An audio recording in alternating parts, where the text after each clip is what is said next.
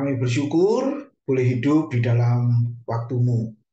Dan kami percaya kesempatan demi kesempatan sudah Kau berikan kepada setiap kami. Seperti pada sore hari ini kami boleh berkumpul bersama-sama untuk bersekutu satu dengan yang lain dengan saudara-saudara seiman bahkan melalui kebenaran firman-Mu. Tolonglah setiap kami, berilah hikmat-Mu untuk mengerti firman-Mu lebih lagi. Terima kasih ya Tuhan. Dalam nama Tuhan Yesus kami sambut firman Tuhan. Amin. Ya, shalom saudara-saudara semua yang dikasih oleh Tuhan. Ya, hari ini kita akan merenungkan firman Tuhan ya, yaitu sambungan dari tokoh yang bernama Yakub. Nah, sore ini kita akan melihat satu tema, Tuhan ada di tempat ini. Coba kita baca terlebih dahulu di dalam Kejadian pasal 28 ayat yang ke-16 dan 17 yang berbunyi demikian. Ketika Yakub bangun dari tidurnya, berkatalah ia, sesungguhnya Tuhan ada di tempat ini dan aku tidak mengetahuinya. Yakub takut dan berkata, alangkah dahsyatnya tempat ini tidak lain dari rumah Allah, ini pintu gerbang surga. Amin. Saudara, ada enggak perbedaan antara ada dan hadir? Coba kalian boleh kasih jawaban ya masing-masing. Ada sama hadir, sama atau beda? Yuk, siapa dulu? Ini yang pakai nama Sien ini siapa? Saya Pak Karis Pak. Walah, Karis Junior toh ternyata. Saya pikir Iya ada Pak. anak pemuda dari mana gitu ya. Iya Pak. Oke, Karis, ada atau hadir? Sama atau Kalau beda? lain Pak. Oh, lain. Gimana Kalau lainnya? ada, kalau ada belum tentu hadir Pak. Tapi kalau hadir pasti ada Pak. Oke, oke. Yuk, Karen, ada jawaban lain? Terima kasih.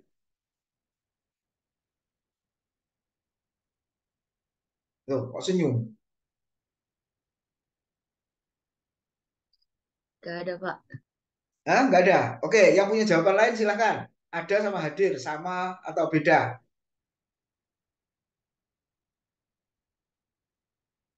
Pipit?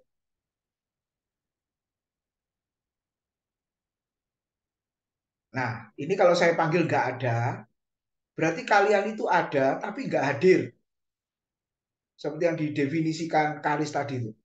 Sama Kokaris, Pak.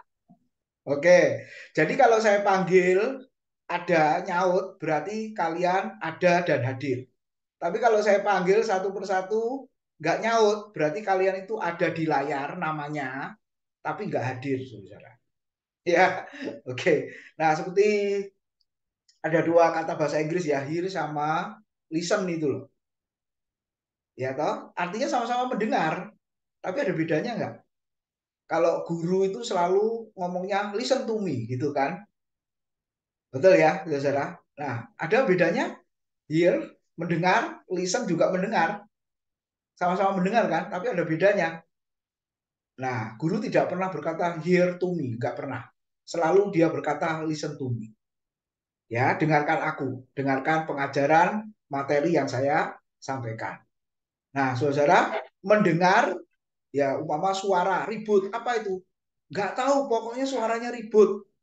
Nah, itu yang kata pertama tadi, hear. Tapi yang listen tadi, mendengar, tapi mengerti apa yang didengar. Ya memang ribut, tapi ributnya karena apa? Nah, dia tahu. Nah, sama seperti kata ada dan hadir tadi. Ya, ada itu secara fisik bisa, tapi belum tentu hadir. Kenapa? Karena pikirannya, konsentrasinya tidak bersama-sama dengan tubuhnya yang ada itu. Nah, saya harap sore hari ini kita semua ada dan hadir. Nah, tadi Yakub berkata, sesungguhnya Tuhan ada di tempat ini dan aku tidak tahu. Nah, kalau ini dihubungkan dengan Tuhan, saudara, ada dan hadir atau hanya salah satu kalau dihubungkan ke Tuhan? Tentunya keduanya ya. Dia juga ada, dia juga hadir. Amin. Apa hadir saja? Kalau ada secara fisik dia nggak ada, Pak. Ya betul ya, secara fisik memang nggak ada. Itu orang percaya umat Tuhan pada zaman Perjanjian Baru secara fisik kita nggak mengalami kehadiran Allah, ya keadaan Allah yang ada di sekitar kita. Tapi kan kita merasakan kehadirannya, betul ya.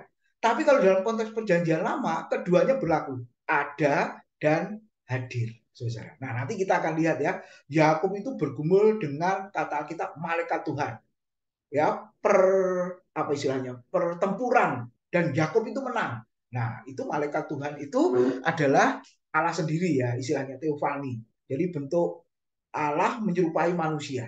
Jadi dia ada, dia juga hadir. Nah kalau dihubungkan dengan perjanjian lama, saudara, Tuhan Allah itu ada dan dia sekaligus hadir.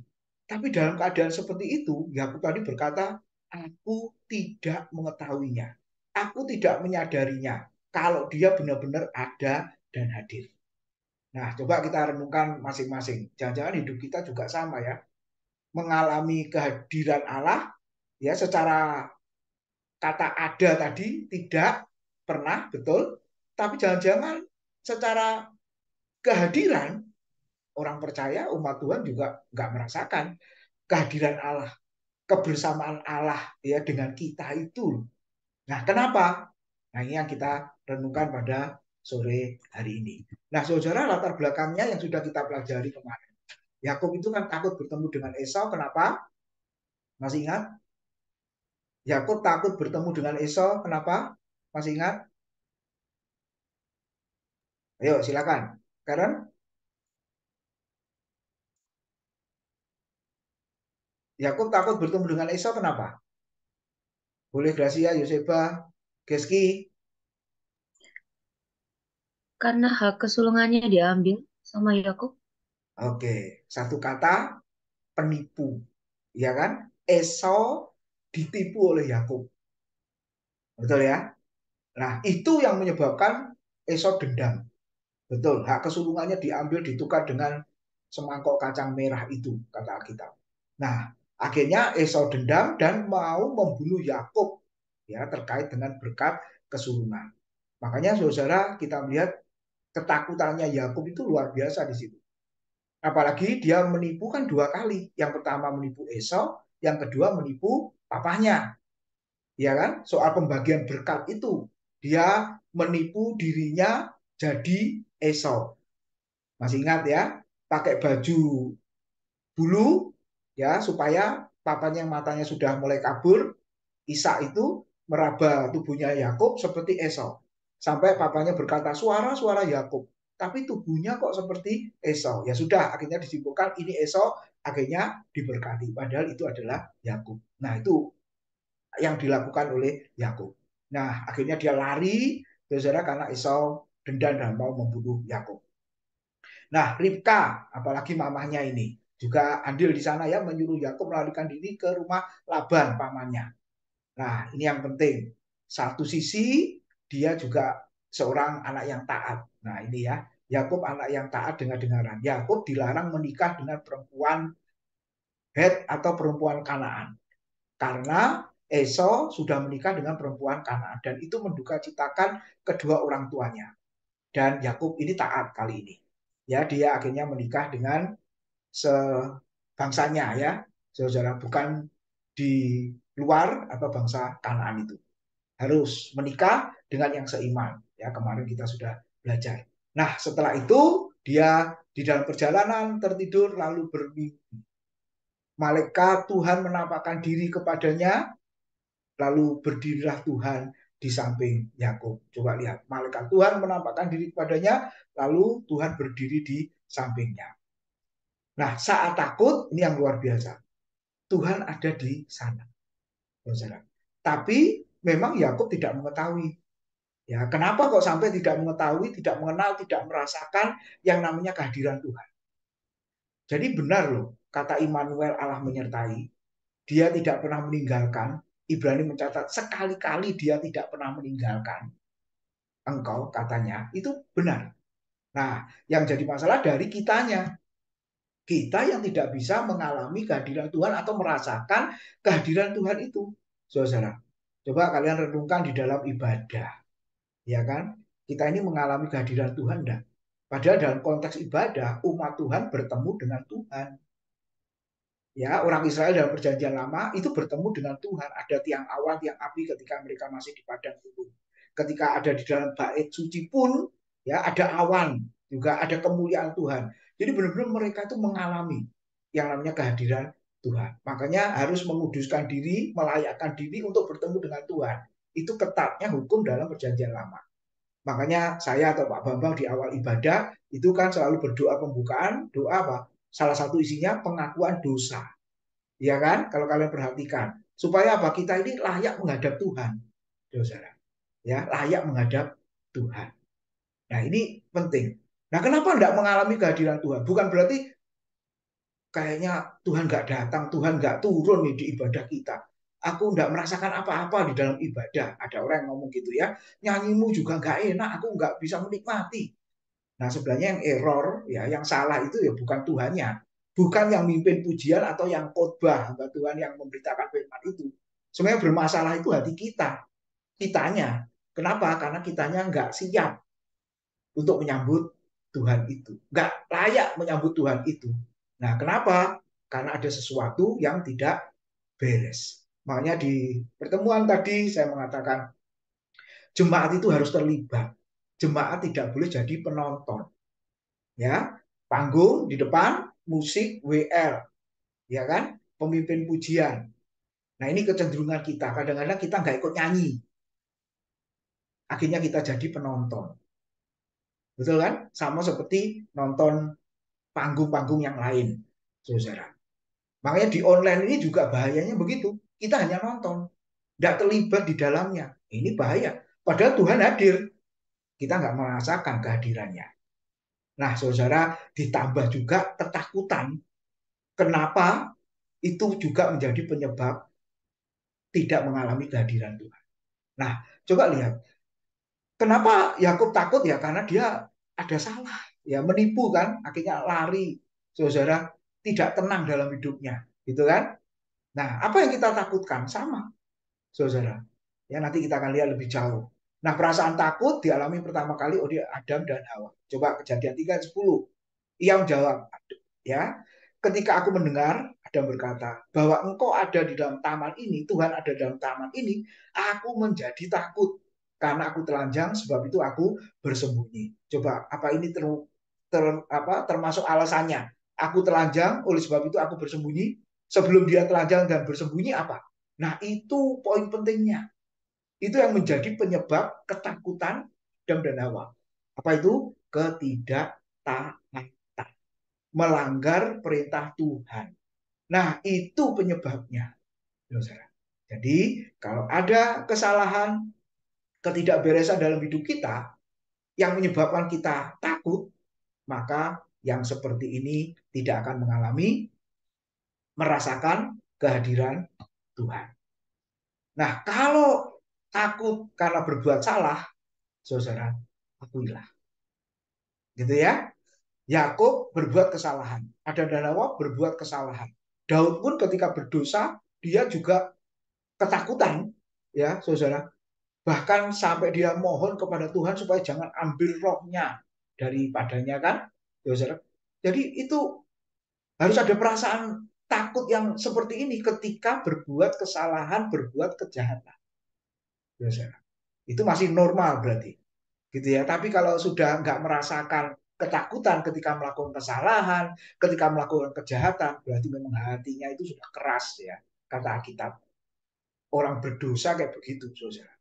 Jadi sebelum terlambat istilahnya, masih ada sinyal-sinyal ya, tanda-tanda kegentaran itu ketika kita melakukan kesalahan dan dosa, maka kita harus berbalik kembali kepada Tuhan. Nah, jika ada kesalahan, jika ada kejahatan, akuilah dan bertobatlah. Sebab kalau tidak mengakui dan tidak bertobat, jangan harap kita merasakan kehadiran Tuhan dalam hidup kita. Nah, 1 Yohanes 4 ayat 18 mengatakan, di dalam kasih tidak ada ketakutan. Kasih yang sempurna melenyapkan ketakutan. Sebab ketakutan mengandung hukuman dan barang siapa takut, ia tidak sempurna di dalam kasih. Tidak ada kasih Allah dalam hidupnya. Kalau seseorang ada kasih Allah dalam hidupnya, pasti dia tidak melakukan kesalahan, tidak melakukan kejahatan. Pasti dia akan hidup benar sesuai dengan firman Tuhan. Nah, saudara, dalam kondisi begitu ya, Tuhan berjanji kepada Yakub. Ya, berkat diberikan tanah, tempat ya yang kau injak dengan kakimu sekarang nanti akan menjadi milikmu. Lalu keturunanmu akan sangat banyak seperti debu tanah banyaknya. Dan yang terpenting ini, saudara, ada pernyataan dan perlindungan Tuhan. Benar ya, Immanuel.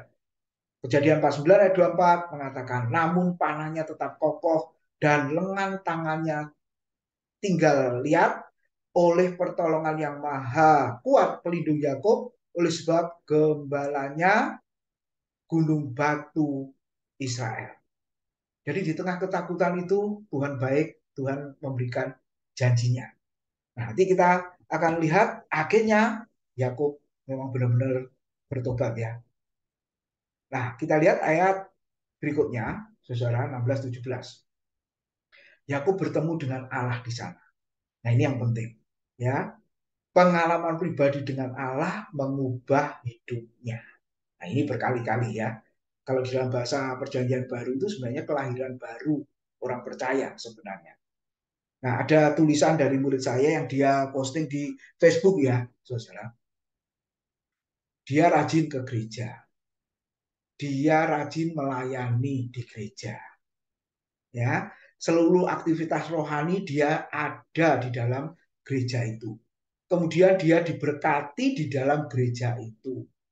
Bahkan sampai mati pun dilayani oleh hamba Tuhan di gereja itu. Tapi ujung-ujungnya matinya masuk neraka. Duh, kok bisa? Iya, karena orang Kristen ini menyebut diri Kristen hanya tinggal di dalam gereja, tapi tidak pernah tinggal di dalam Kristus. Coba kalian ingat ya, tinggal di dalam gereja, tapi tidak tinggal di dalam Kristus.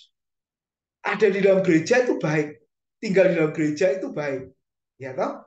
Pemazmur pun juga mengatakan lebih baik 1 hari di pelataranmu daripada 1000 hari di tempat lain, ya, sampai jadi lagu itu. Lebih baik 1 hari di rumah Tuhan, di hadirat Tuhan daripada 1000 hari di tempat lain atau di pasar ketum atau di Galaxy Mall sana. Itu baik. Tapi ada yang lebih esensial dari itu, yaitu kita tidak tinggal di dalam gereja, tapi kita tinggal di dalam Kristus. Sebab kalau hanya tinggal di dalam gereja saja baik. Di dalam gereja saja seolah-olah kelihatan orang Kristen yang taat. Tapi ketika di luar gereja, kehidupan yang sesungguhnya bertemu dengan orang dalam kehidupan masyarakat, dia tidak menunjukkan Kristus dalam hidupnya. Nah, ini yang menyebabkan saudara tidak diselamatkan. Kenapa? Karena dia memang tidak tinggal di dalam Kristus. Ya, belum lahir baru. Makanya Yesus memberikan perumpamaan di Yohanes 15 itu kan, di luar aku kamu tidak dapat berbuat apa-apa. Ya. Nah, di depan rumah saya ini, saudara, hari ini bahkan seluruh kota ya di Surabaya ini kan kerja bakti massal ya, saudara. Nah, ada tanaman liar yang merambat, saudara. Akhirnya sampai ke kabel listrik ya, saudara. Kenapa kok sampai merambat? Kita bisa lihat sampai di ketinggian itu terus dia hidup di sana. Karena ada hubungan sampai ke bawah kan, ke tanah. Betul, saudara? Terus merambat dia. Pokoknya kemana ada tali, kemana ada tempat dia akan terus merambat ke sana. Kenapa? Karena dia tidak terputus dengan sumbernya. Lalu dipotong nih. Tadi pulang gereja siang, saya lihat sudah dipotong. Paling besok sudah layu. Dia yang membersihkan ini nggak sampai membersihkan ke atas ya, tapi dia hanya potong saja di tengah supaya tidak nyambung dengan pokoknya yang ada di dalam tanah itu. Pasti besok atau lusa layu tanaman liar itu. Nah, sama. Kalau kita hanya tinggal di gereja, tidak pernah tinggal di dalam Kristus, saudara, itu sama seperti Yakub sebelum bertemu dengan Tuhan. Dia belum punya pengalaman pribadi dengan Tuhan yang mengubah hidupnya, saudara, sehingga ketakutan itu akan terus menghantuinya.